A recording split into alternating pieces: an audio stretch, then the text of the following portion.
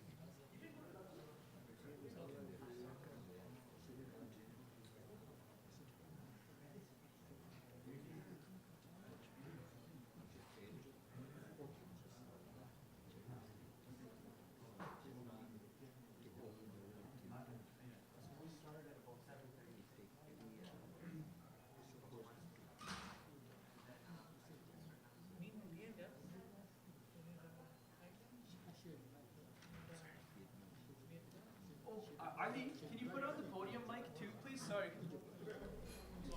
It's on? Okay, thanks.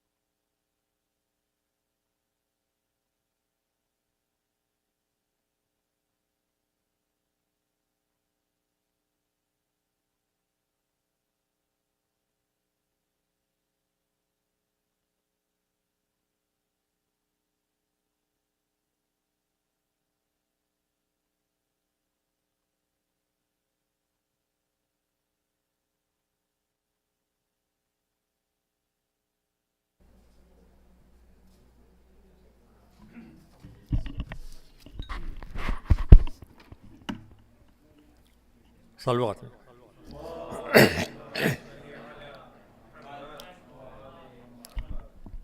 سہمی سہمی ہے فضائیں پھر محرم آ گیا. سہمی سہمی ہے فضائیں پھر محرم آ گیا. چھا گئی غم کی گھٹائیں پھر محرم آ گیا آ گیا. پہن لیں گے اہل عذاب آج سے کالے لباس. پہن لیں گے اہل عذاب آج سے کالے لباس. چوڑیاں توڑیں گی مائیں چوڑیاں توڑیں گی مائیں پھر محرم آ گیا. چھا گئی غم کی گھٹائیں پھر محرم آ گیا. اے عزادارو چلو پھر فاطمہ کے لال کا. اے عزادارو چلو پھر فاطمہ کے لال کا. تعزیہ کھانا سجائے تعزیہ کھانا سجائے پھر محرم آ گیا. چھا گئی غم کی گھٹائیں پھر محرم آ گیا. کہے کہ یا عباس ہم سب مزاری کرتے ہوئے. کہے کہ یا عباس ہم سب نظاری کرتے ہوئے. پرچم غازی اٹھائے پرچم غازی اٹھائے پھر محرم آ گیا. چھا گئی غم کی گھٹائیں. ساری دنیا پر کرے مظلومی سرور عیاں. ساری دنیا پر کرے مظلومی سرور عیاں. داستان غم سنائے داستان غم سنائے پھر محرم آ گیا. چھا گئی غم کی گھٹائیں پھر محرم آ گیا. قاسم اون محمد کے مصائب کے طفیل. قاسم اون محمد کے مصائب کے طفیل. فاطمہ کو گر بلائے فاطمہ کو گر بلائے پھر محرم آ گیا. چھا گئی غم کی گھٹائیں. لہجۂ اکبر میں دے کر پھر اذان ذکر حق. لہجۂ اکبر میں دے کر پھر اذان ذکر حق. سوئے ذہنوں کو جگائے سوئے ذہنوں کو جگائے پھر محرم آ گیا. چھا گئی غم کی گھٹائیں. سارے راہوں پہ سجا کر ننھے اصغر کی شبی.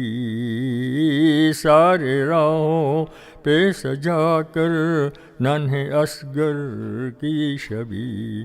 پیاسوں کو پانی پلائے پیاسوں کو پانی پلائے پھر محرم آ گیا.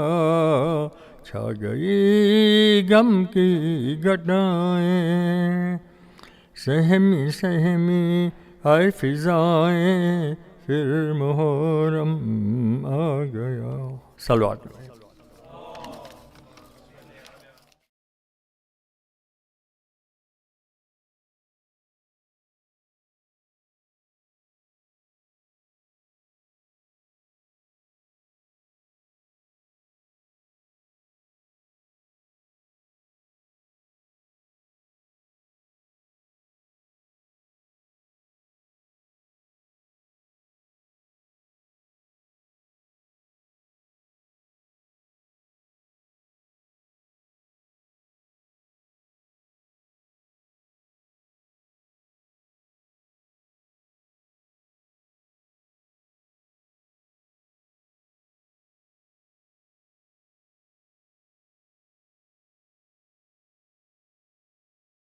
رے تھے اس زمیں پر عرش بری کے تارے، اے چاند کربلا کے، اے چاند جلوہ گر ہے ہاشم کا چاند یہاں پر، خیرات روشنی کی لے لیجیو یہاں سے، اے چاند، اے چاند اس زمیں پر رکھیو ہمیشہ ٹھنڈک، سوتے جو ہے یہاں پر زہرا کے ہے یہ پیارے، اے چاند تسلیم و سلسبیل و کوثر کے ہے یہ مالک، مارے گئے جو پیاسے اس نہر کے کنارے، اے چاند حر اور حبیب جیسے جانباز اور حبا مارے گئے یہیں پر انصار شاہدی کے، مارے گئے یہیں پر بے دردیو ستم سے،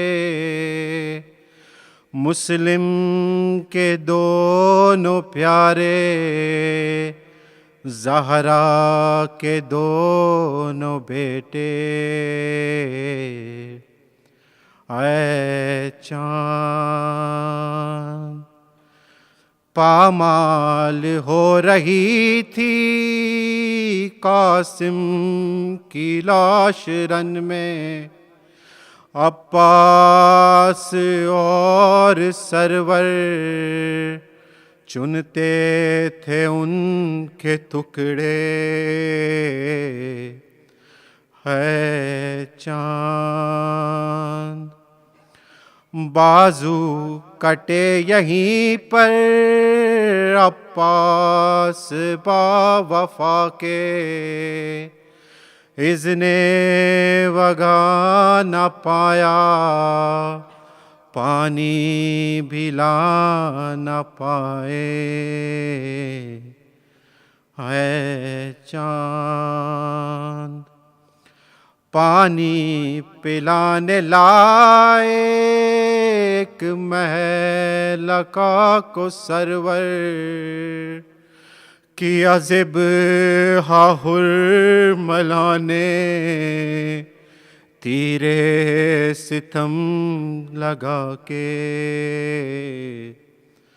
اے چاند گردن چھدی پسر کی بازو چھدا پدر کا دونوں تڑپ تڑپ کر پیاسے جہاں سے گزرے ہے چاند اس بن میں ایک بچی بابا کو ڈھونڈتی تھی بکھرے ہوئے پڑے تھے جب سر بریدہ لاشیں پھر یہ بھی تو نے دیکھا وہ غم رشیدہ بچی سینے پر سو رہی تھی بے سر پدر سے لپٹے ہے چاند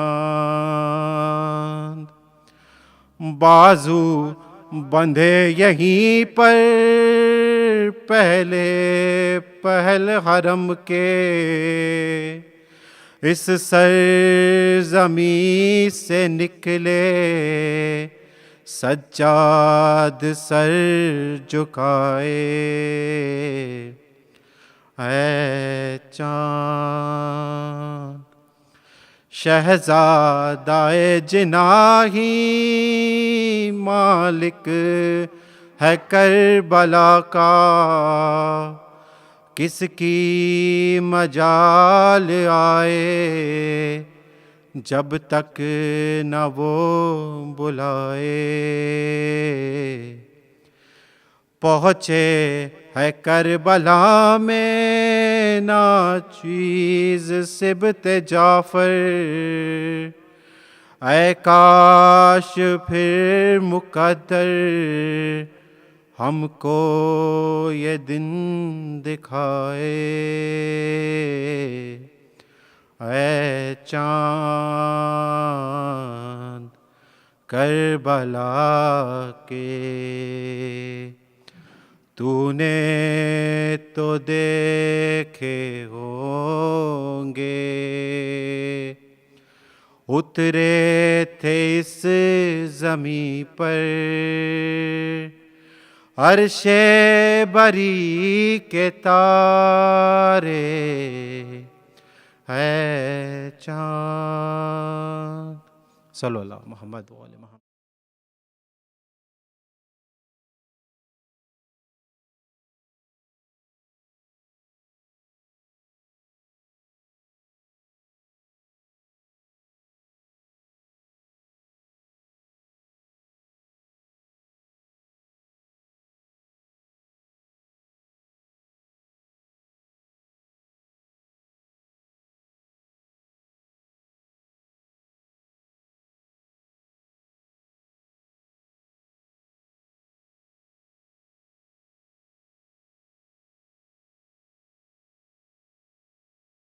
That we will have going on. If you'd like to donate, you can either donate via Canada Helps or through our Lamat websites, or you can e-transfer our treasurer at treasurer@lamat.org. My second announcement is that we do have a children's program for the Nights of Muharram this year. There is a pre-registration required. The registration form has been sent by email and is in the WhatsApp group chat. The program will begin tomorrow evening with the first program for children. This is for children ages 4 to 11, boys and girls. And there is a registration fee of $5 per child if you're interested in having your child register in this program. Last announcement is that we do have a tree planting day this weekend, Saturday, July 22nd at 10 a.m. There are still some volunteer opportunities available, and you can incorporate the lessons of Imam Hussein and help plant some trees and beautify our neighborhoods. If you'd like to register, please contact Sister Sabra Divli before tomorrow. I'd like to give a small introduction to our visiting alim who's come to visit us for these nights of Muharram this year. We're honored to host Shaykh Dr. Mohammed Ismail to deliver a series of lectures on the servants of the All-Compassionate on the plains of Karbala. Dr. Shaykh Mohammed Ali Ismail from Peterborough, United Kingdom, graduated in law and then went to Qom, Iran, where he studied in the Hawza for 10 years, specializing in Quran and Hadith studies. Having graduated from the Hawza in 2007, he went on to complete a postgraduate certificate in education at the University of Portsmouth. Dr. Ismail then moved to Damascus, Syria, where for 2 years he taught and trained aspiring ministers of religion at the Islamic Institute for Postgraduate Studies. In 2010, he joined the academic team at the Islamic College in London, where he is currently the Director of Research and Publications and a senior lecturer. Over the last 2 decades, Dr. Ismail has regularly lectured and conducted courses in Islamic centers around the world. In 2020, he had received his doctorate from Middlesex University. Among his publications are a spiritual development program for madrasa teachers, a manual and workbook, and Islamic laws, an annotated translation of the Tawdi al-Masail of Grand Ayatollah Sayyid Ali al-Husseini as-Sistani. Let us all welcome Shaykh Dr. Mohammed Ali Ismail to Edmonton and to the podium with 3 very loud salawat.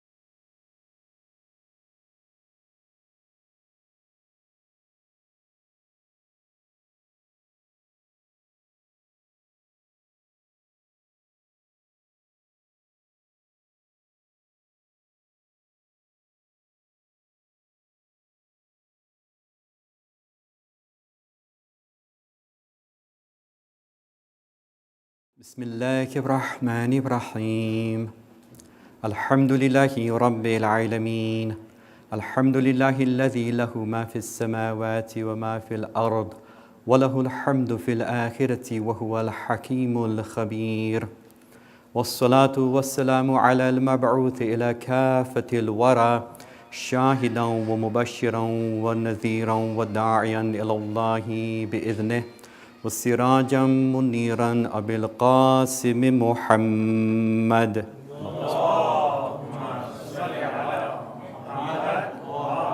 وعلى أهل بيته أئمة الهدى ومصابيح الدجى الذين أذهب الله عنهم الرجس وطهرهم تطهيرا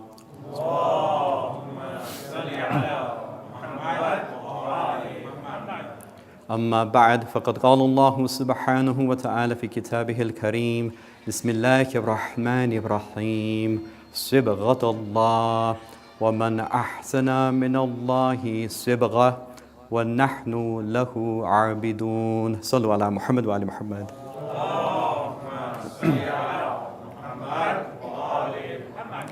My respected elders, brothers and sisters in Islam, Assalamu alaikum wa rahmatullah. It's a great pleasure to be with you all for this Muharram. And we thank Allah subhanahu wa ta'ala for blessing us with yet another opportunity to renew our allegiance and pledge our loyalty to Sayyid al-Shuhada, Aba Abdullah al-Hussein salawatullah wa salamuhu alayhi.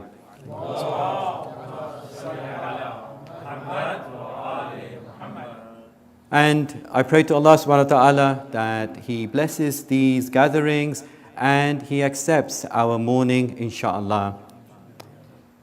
Now, it could well be that this is the eve of Muharram and therefore the eve of the new Islamic year.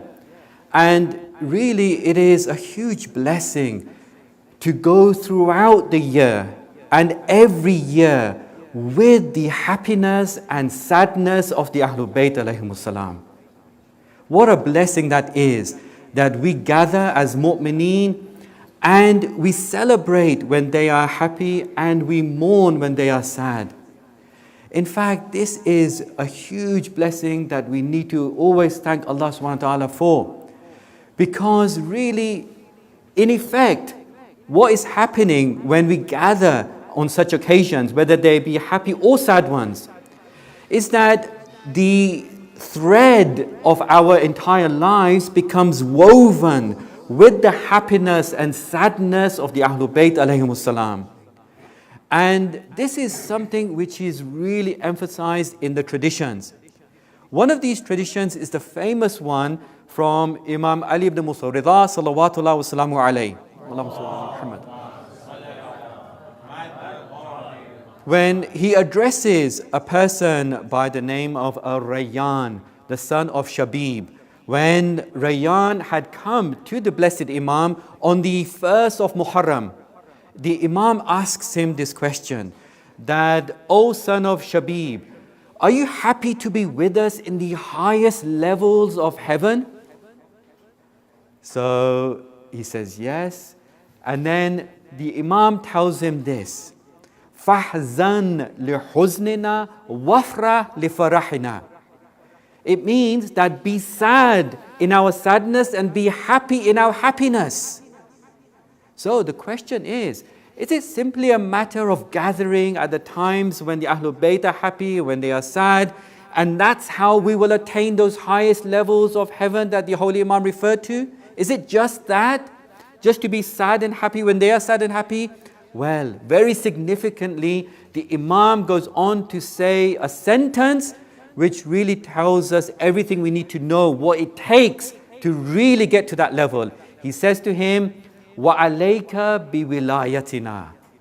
And it is incumbent on you, it is obligatory on you to hold fast to our wilayah, that divine authority and the guardianship that has been God given to these great individuals. وَعَلَيْكَ بِوِلَايَتِنَا. So it's not just a matter of course, just gathering and being happy when they are happy and being sad when they are sad, but to hold on fast to their wilayah. So now the question arises, what does that mean? Having their wilayah, the fact that it is incumbent on us, and that's how we get to those highest levels of heaven. Well, wilayah, we can say, is actually three things. One, wilayah is to know their status and to understand that they are the leaders and the imams for all mankind after the Holy Prophet. That's the first dimension of wilayah, knowing them and their status and what they do for the whole of mankind. That's the first thing. The second thing of wilayah is that we love them. Now, a lot of the times, people will just have those two elements, but the third element is sometimes not given enough importance. And that third element of wilayah, which will enable us to get to those highest levels of heaven with the Ahlul Bayt alayhimus salam, is to be obedient to God by following their example. They are the human representatives of what God says in the Quran. And therefore, we must follow their examples. We must tread in their footsteps. And these three elements of wilayah, inshallah, we will discuss more and we get to understand it in deeper ways during the course of these majalis. Now, like I said, it's so important to go throughout the year, every year, from the start of our lives to the end of our lives, with the happiness and sadness of the Ahlul Bayt alayhimus salam. This is emphasized even more by Imam Ja'far as-Sadiq salawatullah wa salamu alayhi.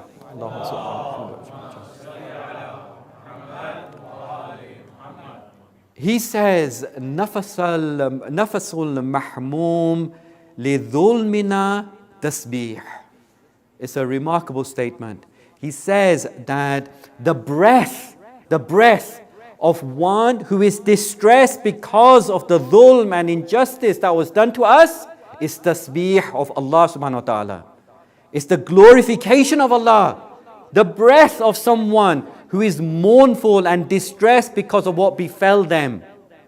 Now, that is a powerful statement. But where have we heard something similar with regard to another month that we often gather together in? Well, of course, it's in the holy month of Ramadan. You will recall there's that famous sermon that the Holy Prophet Rasulul Akram sallallahu alayhi wa sallam, Allahumma salli ala Muhammad, delivered at the end of Sha'ban, right? Where he talks about Shahru Ramadan that is about to come. What does he say there? And what's the link between Shahru Ramadan and what he says about it, and what the holy sixth Imam says about the month of Muharram. Well, in that place, the Holy Prophet says, Anfasukum fihi tasbih. Your breaths in that month, in Shahr Ramadan, are tasbih. Now, when we put the two together, what do we get? We saw earlier, the sixth Holy Imam says, the breath of the one who is distressed because of the dhulm that befell us is tasbih. The Holy Prophet says, the breath of the one who is in Shahr Ramadan is tasbih. In Shahr Ramadan, what happens? We are elevated to the level of the guests of Allah, isn't it? Every breath we take is tasbih, is glorification, is worship of Allah.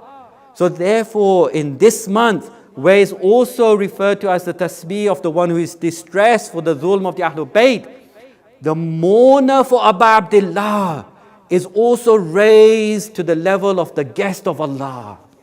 And the mourner of Abu Abdullah, every breath he or she takes is the tasbih of Allah subhanahu wa ta'ala. So my dear brothers and sisters, these gatherings are so important and vital and necessary for us, because we are elevated to the level of the guests of Allah, and every breath we take in the morning of Abu Abdullah is the worship of Allah subhanahu wa ta'ala. Sallallahu ala Muhammad wa ala Muhammad.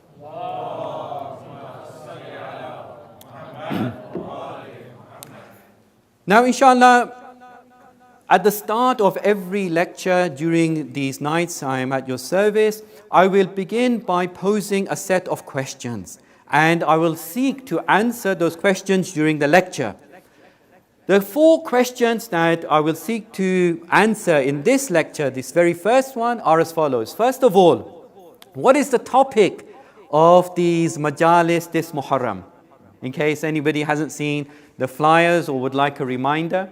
Secondly, what is spiritual development? Thirdly, what is the Quranic perspective on spiritual development? And fourthly, what example can we give from the start of Imam Hussain alayhi salam's movement that demonstrates his level of supreme spiritual development, inshallah. So these are the 4 questions I will seek to answer this evening. So let's start by asking ourselves, what is the topic of these majalis? Well, following my discussions with the management of the center, it was decided that the approach that should be taken is a Quran-centric approach.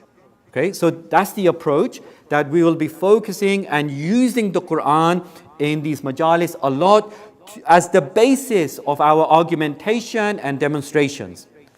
The topic that will adopt this approach, the Quranic-centric approach, is spiritual development. So in effect, we will be discussing spiritual development using a Quranic-centric approach. Okay, so that's the topic. Now, again, in the course of my discussions with the management of this community, it was decided that the way we would use the Quran to discuss spiritual development is to go through a set of verses which are in Surah Al-Furqan, which is chapter 25 of the Quran. These verses are numbers 63 to 76, and they are known as Ayatu Ibadir Rahman, the verses of the servants of the all-compassionate Allah subhanahu wa ta'ala. Now, these 14 verses, in effect, present us with a type of crash course on spiritual development and Islamic ethical teachings.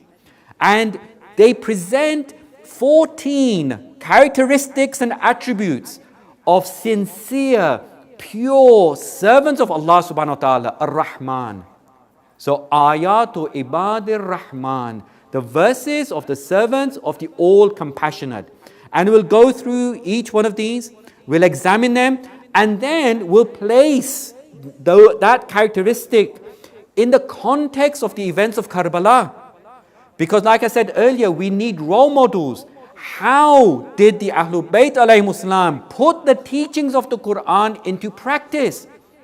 We have the Quran as our guidance, of course, and we'll be using this Quran-centric approach to understand it better, inshallah. But then they are words and sentences. How do we put them into practice? That's when we need role models, human, living, historical role models that showed us how the teachings of the Quran are to be implemented in our lives. So we will be doing that, and as we do that, we will learn more about Karbala as well. So we will examine the verses, do tafsir of them, and put them in the context, the characteristics that we'll examine in the context of what took place in the year 61 AH on the plains of Karbala.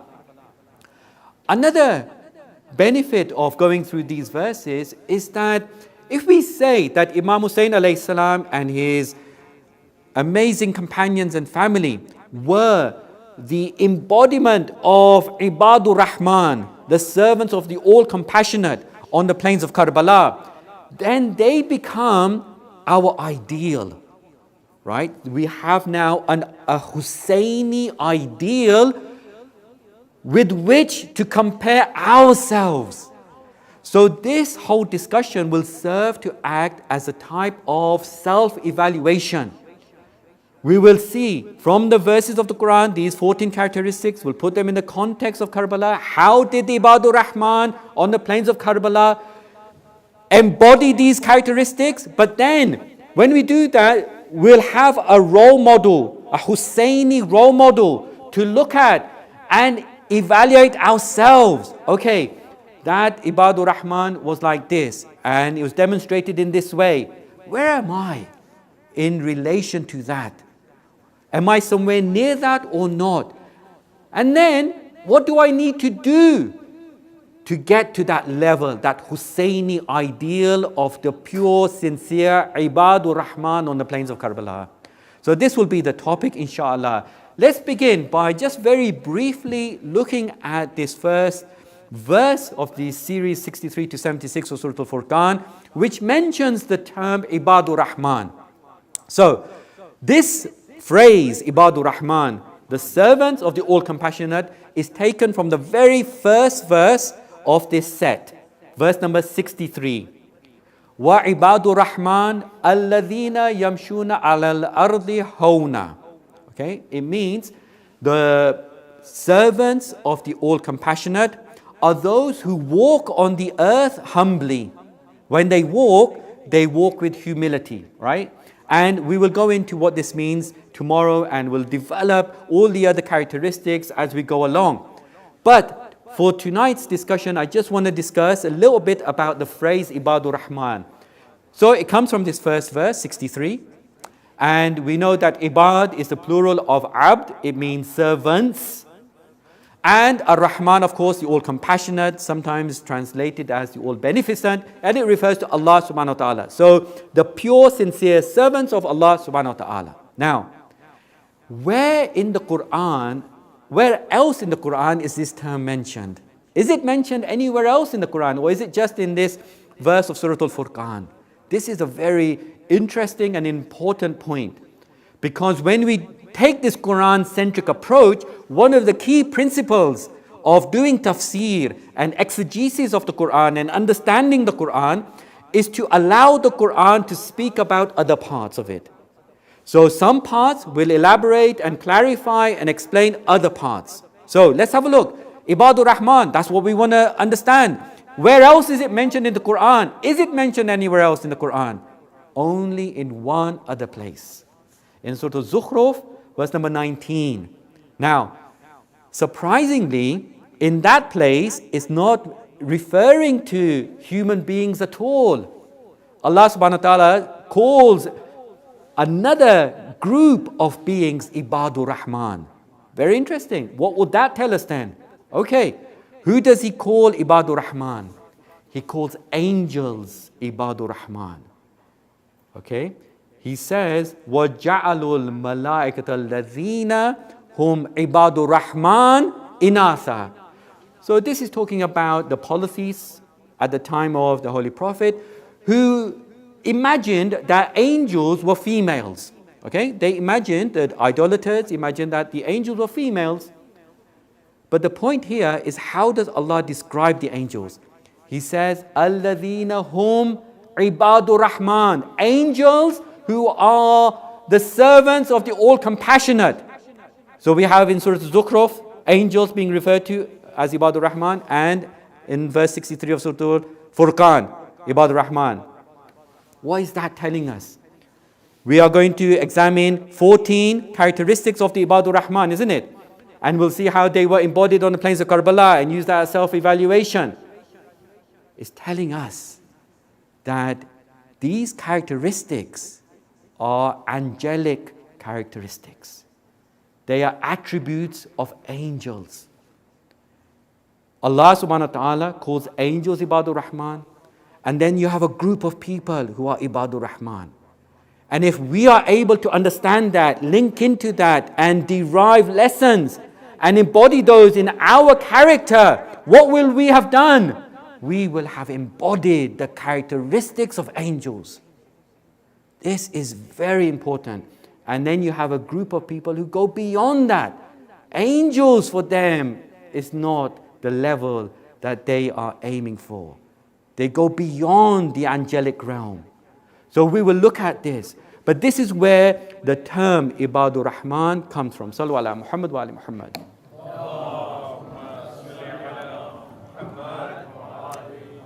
So that's our topic. Now the second question that we'll seek to answer is, what is spiritual development? Because I said the topic will be spiritual development, taking this Quran-centric approach. Spiritual development, looking at verses of the Quran and traditions, I put together a definition. And this definition is the process. The process. This is important as well, because it's a lifelong journey. It's not just a one-off thing. It can't be done just like that. It's a whole process that takes in someone's entire life. It's the process of refining, purifying, and cleansing one's soul. Okay, so that is the what part. What is it? Purifying the soul. How? By acting according to the teachings of the Quran and Ahlul Bayt. That's the why part. And for what aim? Or that's the how part. How is it done? By acting according to the teachings of Quran and Ahlul Bayt. And why? In order to strengthen our relationship with God. That is the definition of it. You have the what, the how, and the why. What is it? Purification of the soul. How is it done? Acting according to the teachings of the Quran and Ahlul Bayt. Why? In order to strengthen our relationship with Allah subhanahu wa ta'ala.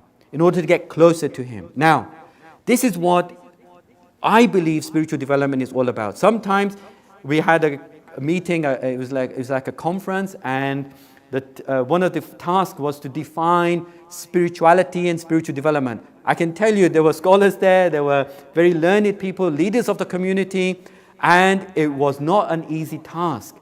And so this is something that I really felt that needs to be worked on. Now, this whole idea of purifying the soul, sometimes it's very sort of like abstract. What does that mean? Cleansing, purifying, refining the soul. Sometimes I like to explain it by using this story. It's from Jalaluddin Rumi. And he talks about a painting competition. Okay? So this painting competition took place between two groups, the Chinese and the Byzantines, right? The Romans. And the idea was both groups would undertake their painting in a big palace type of building, and they would do their painting behind a curtain, but the painting would be done on walls which were facing each other, right? So they're directly opposite each other. Chinese on this side, Byzantines on that side. So the competition starts. Both groups start to do their work and their painting. Now, one thing to note is that in especially Persian literature, the Chinese are always depicted as the master painters. Nobody can beat the Chinese when it comes to painting, right? But the Romans were very smart and very clever. Now, it's time to judge the paintings. Who has won the competition? So, firstly, on the Chinese side, they reveal the curtain. And everyone is amazed by what they see. This beautiful painting with vibrant colors. It's almost, as if it's coming to life. So then they turn to the Byzantines that, let's see your painting now. So the curtain is drawn, and once again, everyone is amazed by what they see. But then they start looking at the two paintings. And they realize that the Byzantine painting looks very similar to the Chinese one. How is that possible? Well, what the Byzantines had done, because they knew they can't beat the Chinese when it comes to painting, but they were very smart and clever. So what they did, they spent all their time not painting at all. They spent all their time and effort simply polishing their wall. They polished it to such an extent that it became like a mirror. And so when the curtain was drawn aside, it reflected that beautiful painting of the Chinese. Now, what is Jalaluddin Rumi telling us here? He's telling us what spiritual development is all about. He's telling us what it means to purify the soul, to refine it, to cleanse it. It's all about polishing the soul, removing all impurities so that it reflects. Reflects what? What does it reflect? We saw beauty being reflected in that example of the painting competition. It's the same thing. It reflects the beautiful attributes of Allah subhanahu wa ta'ala. So we live our lives in a way that when people see us, they remind us of God. Because their attributes are godly.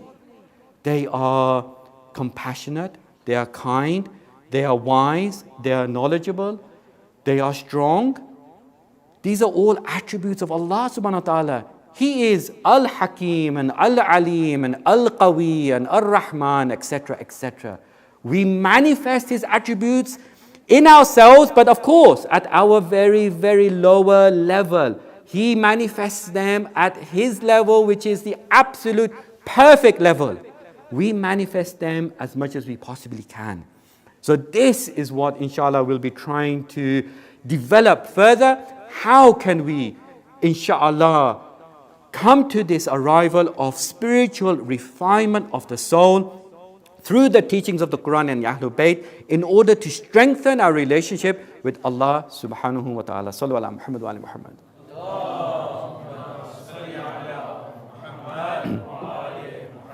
The third question was, what does the Quran say about spiritual development? Well, when we look at Surah Al-Hadid, we learn a lot about spiritual development from the Quran. Remember, we are adopting a Quran-centric approach.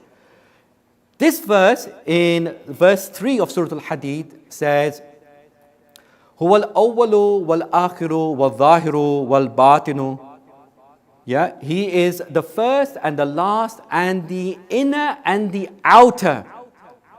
Now, what does this mean and what does it tell us? Well, it tells us that just as Allah subhanahu wa ta'ala is the first and the last, we must always put Allah first and last in everything we do. He is Al-Awwal. So as soon as we wake up from the start of the day, we must have Allah at the forefront of our minds.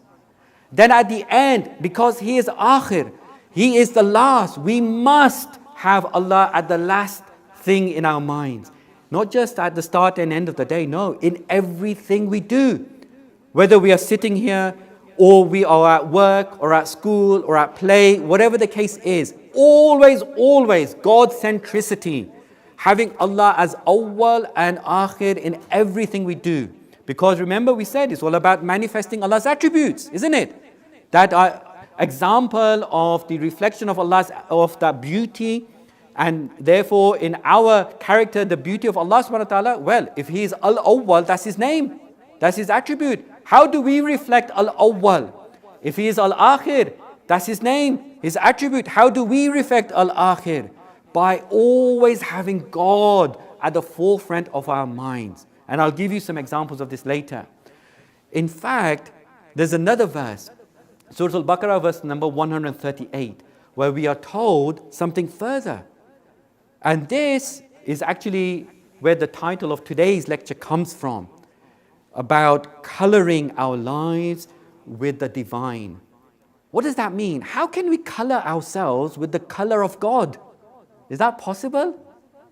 This is what the verse tells us. It says, and it's the verse I recited at the beginning of this majlis, Sibqat Allah wa man ahsanu min Allahi sibgha wa nahnu lahu abidun. Sibgha literally means color. So Sibghat Allah means the color of God, literally. And who can give a better color than God? And we worship Him. This is the meaning of the verse, all right, literally. So the tafsir of this is, some of the mufassirin say that, well, it was to do with the way Christians would baptize their young, all right? So when they used to baptize their young, they used to plunge them in colored water. And so in response to this practice, this verse was revealed to say that, well, the best color is the color of God, right? The best color is the color of God. So the verse is effectively saying that believers say, now we'll gradually get to how it links with our topic of Ibadur Rahman. The believers say that our lives are colored by God. What a statement. Our lives are colored by God. So let's ask ourselves, well, let me ask myself, what colors my life? Does God color my life? Do I have a divine hue, a divine tone? Or is what colors me some perhaps sports team, or some perhaps ambition, worldly ambition, or some type of position, or some other type of thing that is non-divine? What colors me? What this verse is saying, be colored by the colorless color of God. Of course, He doesn't have a color, but you get the idea. Be godly in your interactions with people.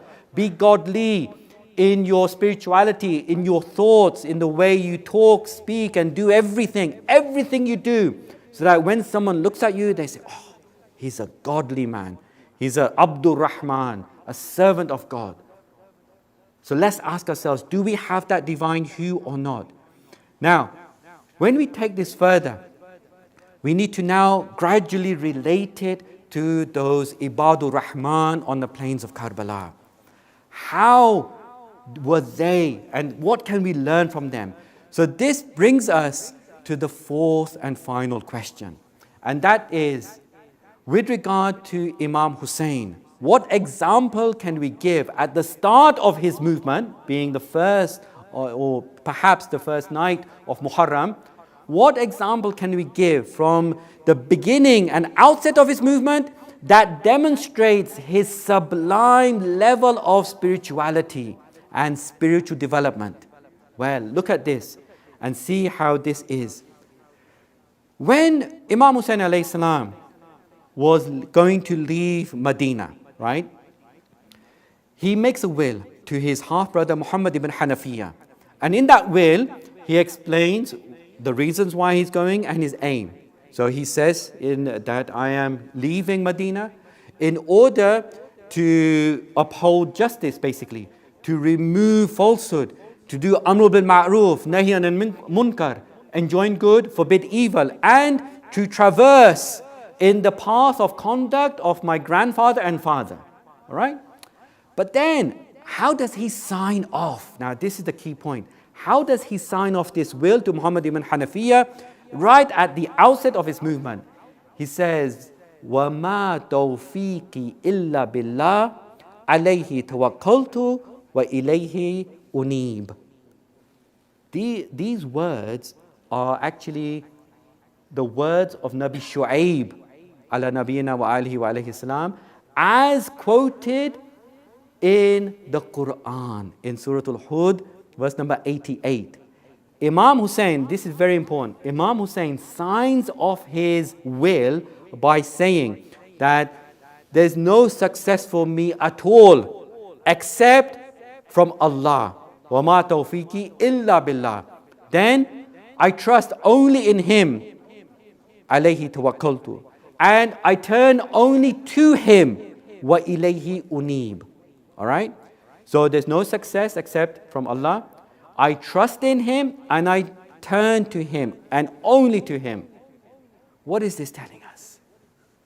And how does it link to that aim of spiritual development as mentioned in Surah Hadid, verse number 3, هُوَ الْأَوَّلُ وَالْآخِرُ وَالظَّاهِرُ وَالْبَاطِنُ. He's the first and the last and the outer and the inner. Well, look at this. Imam Hussein is manifesting this attribute and these characteristics when he signs this off. Just like Nabi Shu'aib did when he said it to his people. All the prophets, all the awliya are like this. They manifest the name of Al-Awwal and Al-Akhir in everything they do. How is that demonstrated? Well, he says there's no success except from Allah, isn't it? He's about to start his mission. Look at the verse. 3 times Allah is mentioned in one short sentence. وَمَا تَوْفِيقِ إِلَّا بِاللَّهِ عَلَيْهِ. Only in Him, meaning Allah, do I trust. And only in Him, meaning Allah, do I turn. At the start, isn't He manifesting Al-Awwal? When He says, I trust only in God. That means whenever we start any project, whether it's something as manifest and brilliant and huge like Imam Hussein's movement, or simply picking up a pen or writing something or doing something small, we must trust in God. And we must say to ourselves, in God we trust and only in God. And then, how does He manifest Al-Akhir, the last? He says, وَإِلَيْهِ أُنِيبُ. Only in Him do I turn. I'm only aiming for Allah subhanahu wa ta'ala. I'm only going for what makes Him happy. Al-Akhir. The end result is Allah. The beginning is Allah. So Imam Hussein alayhi salam, right from the start of his mission, had this God centricity in mind. Always Allah from the start to finish. A pure example, manifestation of the verse and spiritual development at the highest possible level. Yes, all mu'mineen are Ibadur Rahman. But Ibadur Rahman have levels. With the Ahlul Bayt at the very highest levels. And it's our aim, no matter where we are in the level of Ibadur Rahman, to get better and higher and closer to God and to attain that holy status of being true servants of Allah subhanahu wa ta'ala. What is the result?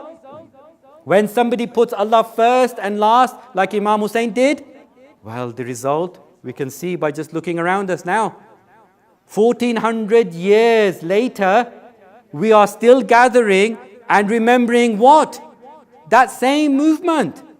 Because he put Allah first and because his ultimate aim was Allah, his words, his movements, his actions became eternal.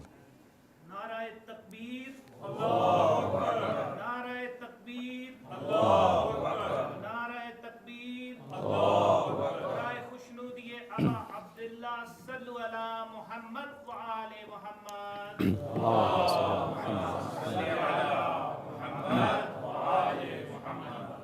His actions live on. And the proof of that, they say that the best proof is when it actually happens, right? You can't deny when something is happening. That's it, finished. There's no more argumentation. It's happened, that's it. We look around, it's happening now. You go to any other Shia center in the world, it's happening. How is that possible? Because by placing Allah first and last in His movement. No matter what happened, because His sincerity was there, we remember Him. Now, us. It means whatever we do, if we do it with that intention, with that sincerity, whatever it is, whatever line of work you're in, whether it's something professional, something with your hands, whatever it is, if we put Allah first and last, our actions will be eternal.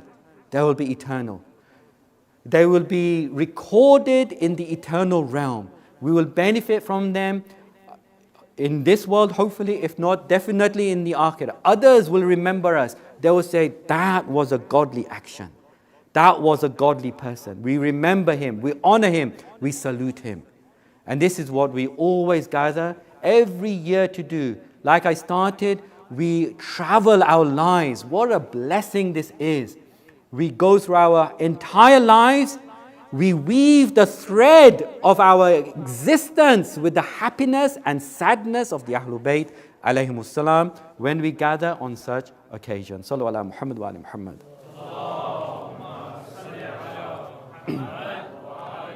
So as a quick summary, I like to summarize is, I guess, once a teacher, always a teacher type of thing. The 4 questions, let's see, and it's also a good review. Perhaps you can ask yourselves if you remember the answers, and it's a good way of just recalling some of the main points. So the 4 questions, first of all, what is the topic of these lectures? The topic is spiritual development using a God-centric approach and using verses 63 to 76 of Surah Al-Furqan, the verses of Ibadur Rahman as a template. Second question was, what does spiritual development mean? Very difficult to define sometimes, but this is one definition. It's the process of refining, purifying, cleansing one's soul by acting according to the teachings of the Quran and Ahlul Bayt in order to strengthen our relationship with God. Third question was, what does the Quran say about spiritual development? Well, the Quran says, just as God is first and last, the inner and outer, we must always put God first and last in everything we do.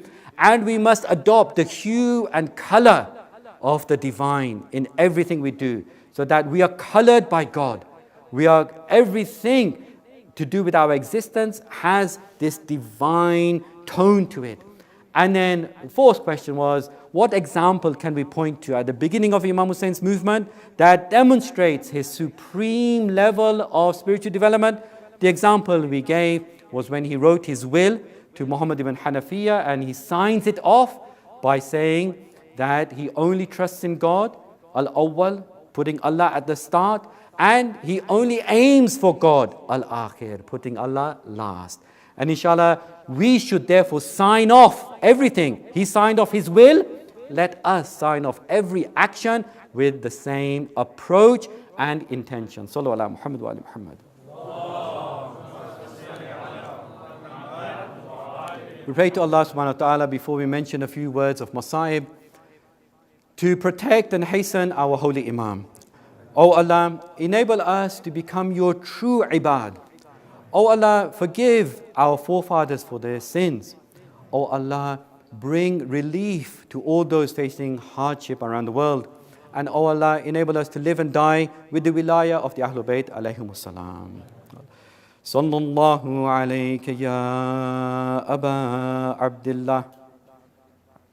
Sallallahu alayka ya ibna Rasulillah. Imam Hussein refused to give allegiance to Yazid ibn Muawiyah. Muawiyah had appointed his son Yazid to be the next Khalifa after him. Imam Hussein, once he refused to give his bay'ah and oath of allegiance to Muawiyah, he knew from that point onwards his life was in danger, as was the life of his family. And therefore he was forced to leave Medina. But before he left Medina, he had to pay a visit. He had to visit the grave of his beloved family members who had passed away, beginning with Rasulullah, his grandfather.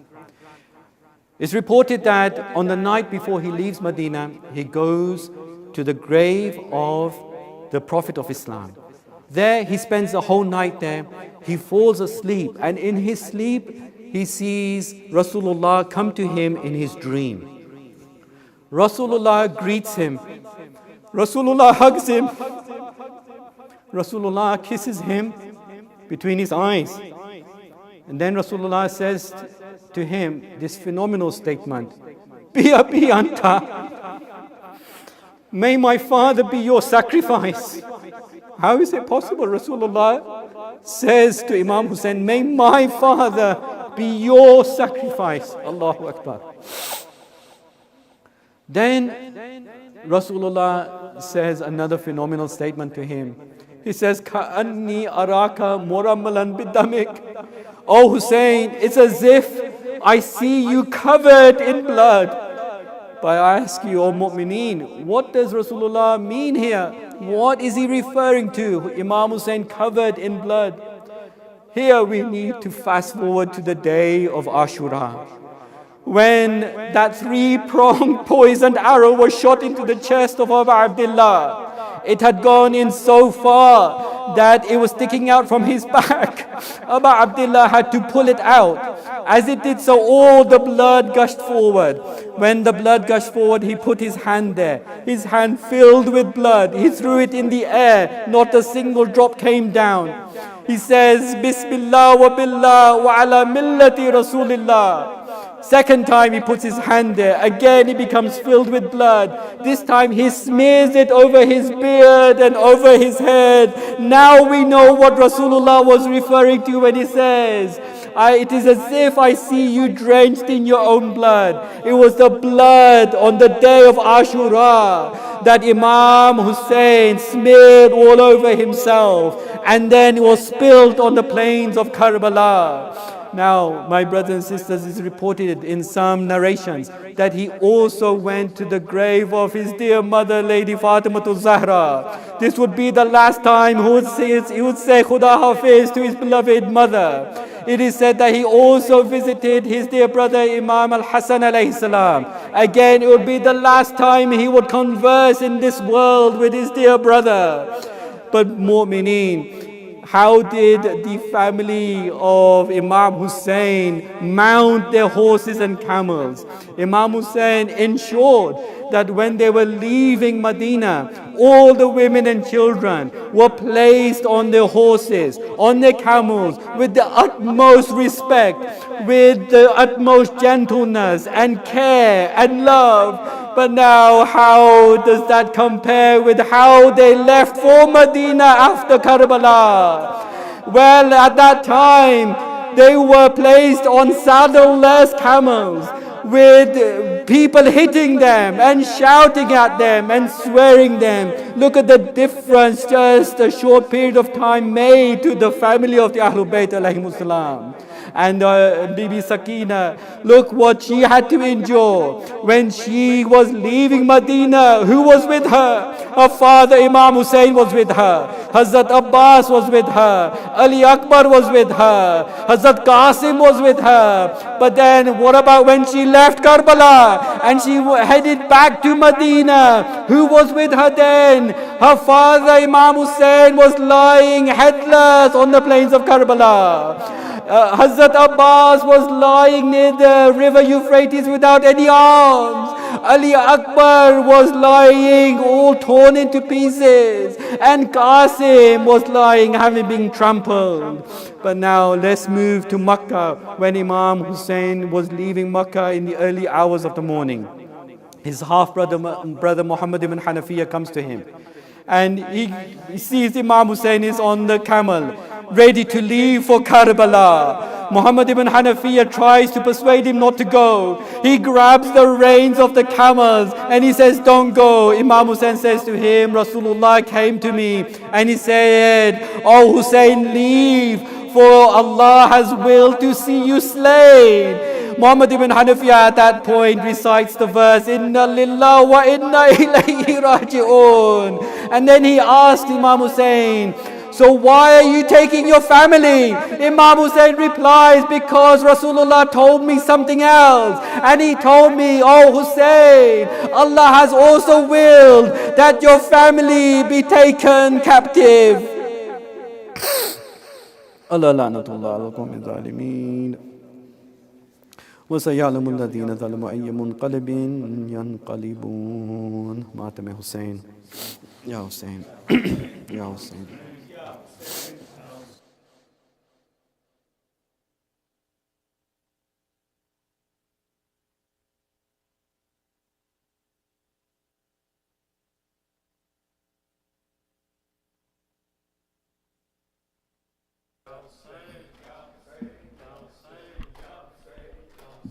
Ya Hussein, Ya Hussein.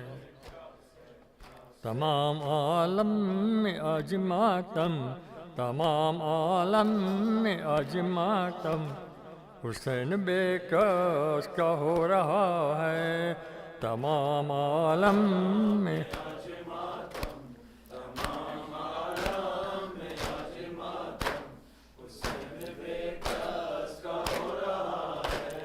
علمگروں میں سجے ہوئے ہیں، علمگروں میں سجے ہوئے ہیں، دلوں میں فرش عزا بچھا ہے تمام.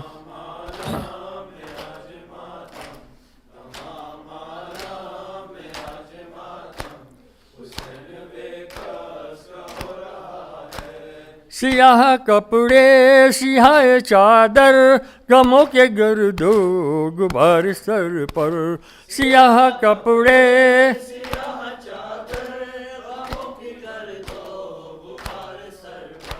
کہ سوگواروں کے اشک جاری کہ ثانیے زہرا بیریدا ہے.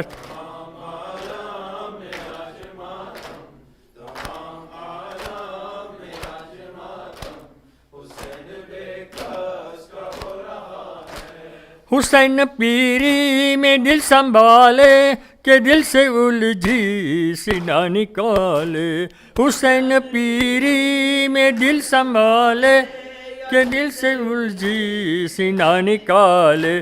جوان بیٹا لہو میں ڈوبا زمین پہ پیڑی رگڑ رہا ہے تمام.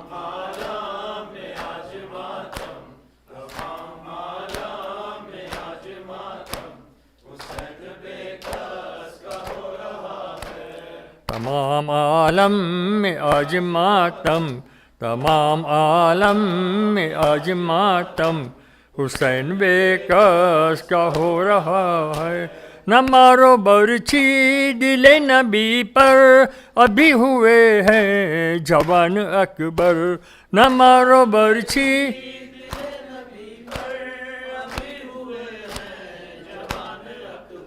یہ قتل جس کو تو کر رہا ہے یہی تو ہم شکل مصطفیٰ ہے تمام.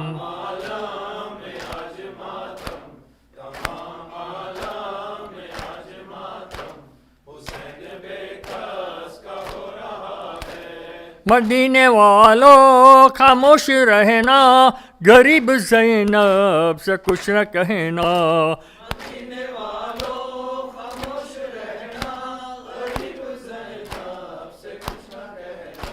بسا ہوا گھر جو لے گئی تھی وہ کربلا میں اجڑ گیا ہے تمام.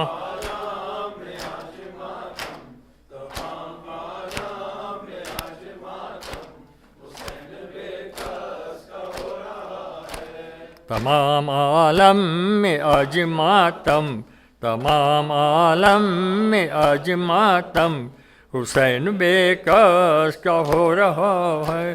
نہ چشمے پرنام ہو کیوں سوالی، جلوس ہے ذوالجنا خالی. نہ چشمے پرنام ہو کیوں سوالی، جلوس ہے ذوالجنا خالی. کہ میرا دل سوار مولا زمین کربل میں سو رہا ہے تمام.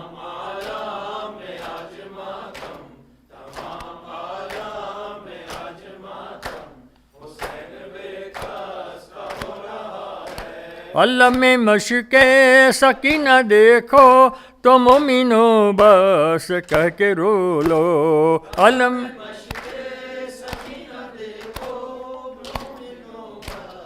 کہہ کے رو لو. چاچا بھتیجی میں کیا ہے نسبت، وفائے عباس کیا وفا ہے تمام عالم میں.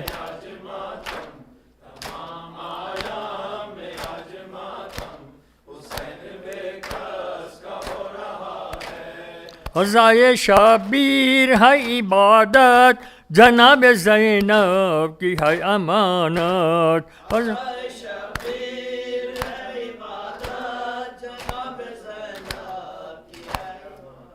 یہ نہ ہوا تیرے قلم سے محشر، جناب زہرا کی اکتا ہے تمام.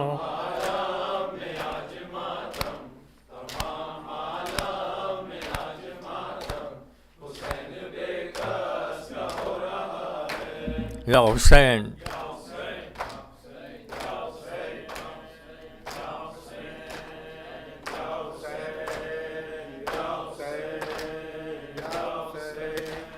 یا حسین یا حسین یا حسین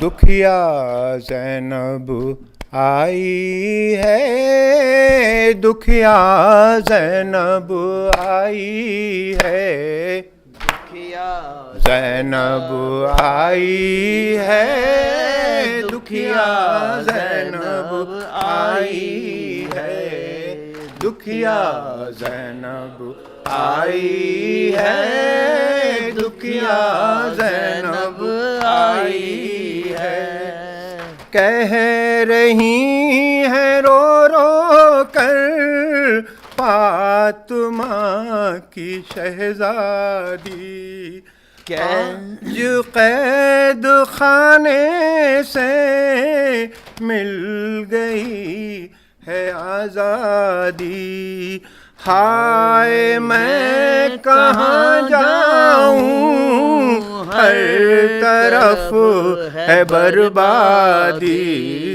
لوگ ہنس کے پوچھیں گے تو علی کی جائی ہے دکھیا زینب آئی ہے دکھیا زینب آئی ہے دکھیا زینب آئی ہے دکھیا زینب آئی ہے سارے چاند یشرب کے خاک میں ملا بیٹھی فاطمہ کے پیاروں کو ہاتھ سے گوا بیٹھی وہ گھر جو ساتھ لائی تھی دشت میں لٹا بیٹھی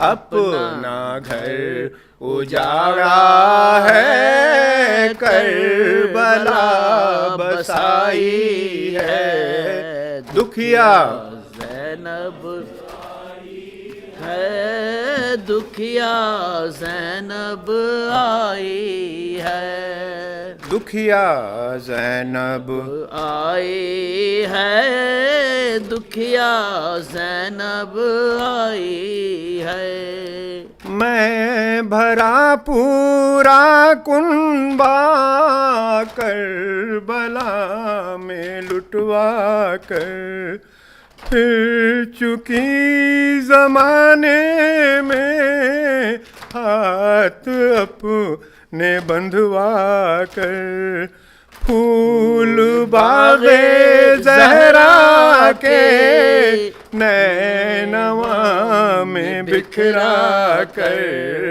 کون سی مصیبت ہے جو نہیں اٹھائی ہے دکھیا زینب آئی ہے دکھیا زینب آئی ہے دکھیا زینب آئی ہے دکھیا یا حسین یا حسین یا حسین یا حسین یا حسین یا حسین یا حسین یا حسین شمع سے شمع جلے سلسلہ جاری رہے ہم رہے یا نہ رہے یہ عزاداری رہے ہے شمع سے شمع جلے سلسلہ جاری رہے ہم رہے یا نہ رہے یہ عزاداری رہے شمع سے شمع شمع جلے سلسلہ جاری رہے ہم رہے یا نہ رہے شمع سے شمع جلے سلسلہ جاری رہے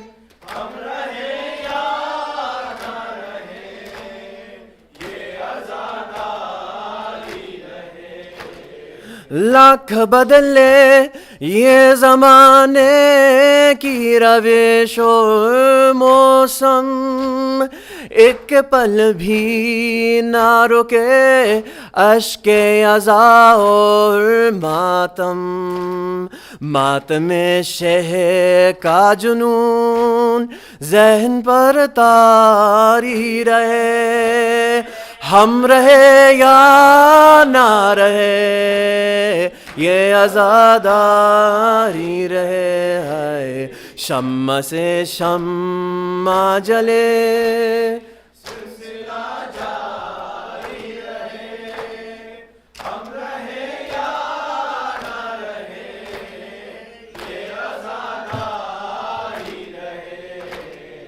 اپنی نسلوں کو سکھاتے راہ ماتم کا ہنر سینے در سینہ کرے بس یہ عزاداری سفر جیسے حالات بھی ہو رسم یہ جاری رہے ہم رہے یا نہ رہے یہ عزاداری رہے ہے شمع سے شمع جلے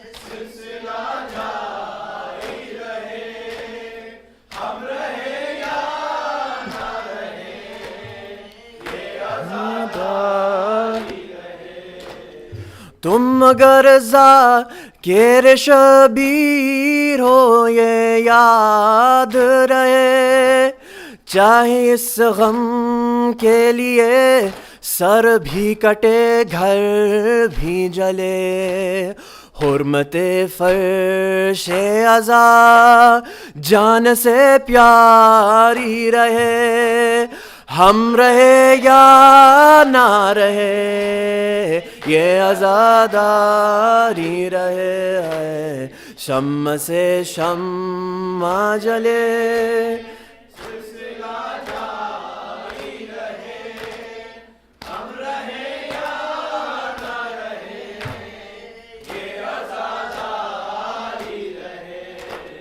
یہ سبیلے یوں ہی آباد رہے اہل عزا اور گھر گھر پہ نظر آئے علم غازی کا یہ علم اونچا رہے یہ علم داری رہے ہم رہے یا نہ رہے یہ عزاداری رہے شمع سے شمع جلے سلسلہ جاری رہے ہم رہے یا نہ رہے یہ عزاداری رہے یا حسین یا حسین یا حسین یا حسین یا حسین یا حسین